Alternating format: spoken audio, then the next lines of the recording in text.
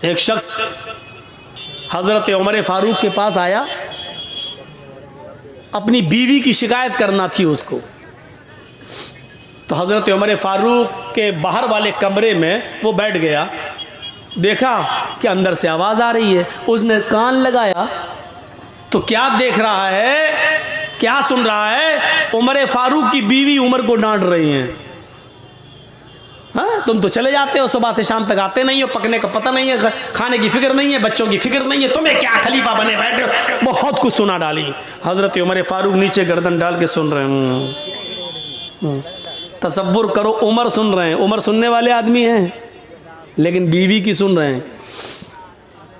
अब निकलते हैं बाहर तो क्या देखते हैं कि एक आदमी उनके घर से बाहर जा रहा है दरवाजे से। ये ज़रूरत के लिए आया था। हज़रत उमर ने उसको आवाज़ दी, इधर आओ, इधर किधर।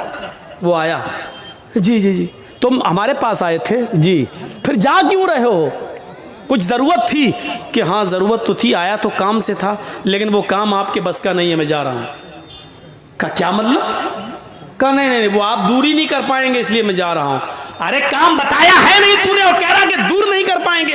अरे काम तो बता पहले क्या है। कहने लगा, अमीरुल मोमिनीन, मैं अपनी बीवी की शिकायत लेकर आया था कि मेरी बीवी हमें डांटती रहती है, फटकारती रहती है, हमारी सुनती नहीं है। आया था शिकायत लेकर, लेकिन यहां आने के बाद देखा कि आप तो खुद उस बीमारी में मुब्तला हैं। आपकी बीवी खुद आपको डांट रही है, तो आप मेरी क्या दूर करेंगे? आप अपनी नहीं कर पा रहे हैं। हज़रत उमर ने कहा बैठो, बैठ गए। कहा ये बताओ, शादी के बाद जो बच्चा पैदा होता है वो बच्चा किसका है? कहा बाप का। कहा बच्चे को दूध पिलाने की जिम्मेदारी किसकी है? कहा बाप की। कि अगर औरत दूध पिलाने का पैसा मांग ले शौहर से कि मैं आपके बच्चे को दूध पिलाऊंगी, लेकिन आपसे इतना पैसा लगेगा, तो आपको देना पड़ेगा। कहाँ बच्चा किसका होता है? कि बाप का। पेशाब और पैखाना उस बच्चे का धोना किसकी जिम्मेदारी है? का बाप की। कहा कि हमारी बीवी हमारे बच्चे को धुलाती है, नहलाती है, दूध पिलाती है, इतना अल्लाह ताला ने उसके दिल में रहम डाल दिया है, और खाना पकाना भी औरत की जिम्मेदारी नहीं है, लेकिन वो हमारे लिए खाना भी बना देती है। कहने लगा खाना बनाना औरत की जिम्मेदारी नहीं है? कहा नहीं, नान नफका मर्द के जिम्मे है। आपका निकाह हुआ होगा तो काजी साहब ने निकाह पढ़ाया होगा, तो उसमें कहा होगा फलां फलां लड़की के साथ, फलां फलां की बेटी के साथ इतने इतने रुपए महर, या ये महर के इवज अलावा नान नफका, अलावा नान नफका आपका निकाह किया जा रहा है। क्या आपने कबूल किया?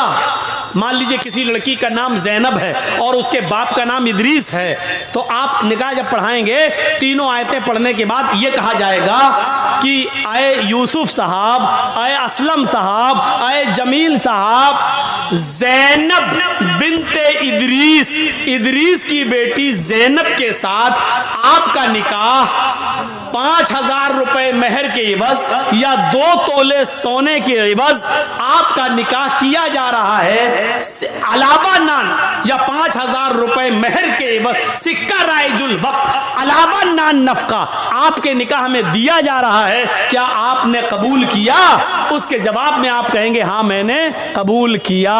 तो अलावा नान नफका यानी इतने रुपए महर तो देना ही है, नान नफका भी आपके, नान मानी रोटी, नफका मानी खर्चा, यानी दवा, बीमारी, इलाज, बच्चों के खर्चे, ये सब औरत की, मर्द की जिम्मेदारी है कि वो औरत को दे। तो वो पकी हुई रोटी भी मांग सकती है। तो हज़रत उमर ने उसको समझाया कि वो खाना बना देती हैं, कपड़ा धो देती हैं, बच्चे को नहला देती हैं, उसका पेशाब और पैखाना साफ कर देती हैं। कहता हाँ ये तो है, हाँ ये तो है, हाँ ये तो है। तो कहा फिर थोड़ी सी 2-4 बातें सुन ले, उसमें क्या बिगड़ रहा तेरा? चुप, खामोश हो जा। देख मैं कितनी बड़ी हुकूमत का मालिक, मैं सुन रहा हूँ अपनी बीवी की, तू भी सुन ले। उसको समझा दिया। हर मामले में अकड़ ही ठीक नहीं होती है, क्योंकि अल्लाह के रसूल सल्लल्लाहु अलैहि वसल्लम ने फरमाया फ़इन्नल मराता खुलिकत मिन ज़िलइन, औरत आदम अलैहिस्सलाम की बाएं पिसली से पैदा हुई है और पिसली का ऊपर वाला हिस्सा जो है वो टेढ़ा होता है। आप देख लीजिए, ये पिसलियां है ना, ये पिसली, ये सबसे ऊपर वाली पिसली से पैदा हुई औरत, बाएं तरफ जो उल्टी तरफ। और आप देखेंगे पिसली जब आप निकालोगे जिस्म से तो ऐसे निकलेगी, ऐसे टेढ़ी होगी। अल्लाह के नबी ने फरमाया फ़इन ज़हब्ता तुक़ीमुहु कसरतहु, अगर तुम उसको सीधा करोगे ऐसे तो यहां तक तो सही होगी, बस ज्यादा करोगे टूट जाएगी, सीधी नहीं हो सकती। खुद अल्लाह के नबी कहते हैं पिसली टेढ़ी है, फ़इन ज़हब्ता तुक़ीमुहु कसरता, अगर तुम उसको सीधा करने गए तो टूट जाएगी। वइन तरकहु लम यज़ल अवज, और अगर छोड़ दिया तो टेढ़ी रहेगी। क्या करोगे? अगर नहीं उसको सीधा किया, छोड़ दिया तो टेढ़ी रहेगी, और सीधा करोगे तो टूट जाएगी। यानी औरत टेढ़ी है, सीधा करोगे तो तलाक हो जाएगी, इसलिए टेढ़ा ही रहने दो। ये औरत की फितरत बताई अल्लाह के रसूल ने। तो टेढ़ापन थोड़ा सा बर्दाश्त करो, क्योंकि सीधा करने के चक्कर में रहोगे औरत को तो औरत टूटना गवारा कर लेगी, लेकिन सीधा नहीं होगी। अब इससे ज़्यादा खुलकर अल्लाह के नबी और क्या बताएंगे? समझदार के लिए इशारा काफ़ी है। मतलब यह है कि औरत को पिसली की तरह है, उसको उसी हाल में रहने दो जिस हाल में वो है। थोड़ी बहुत बातें उसकी सुन लो, क्योंकि शैतान तो चाहता ही है कि घर बिगड़वाए।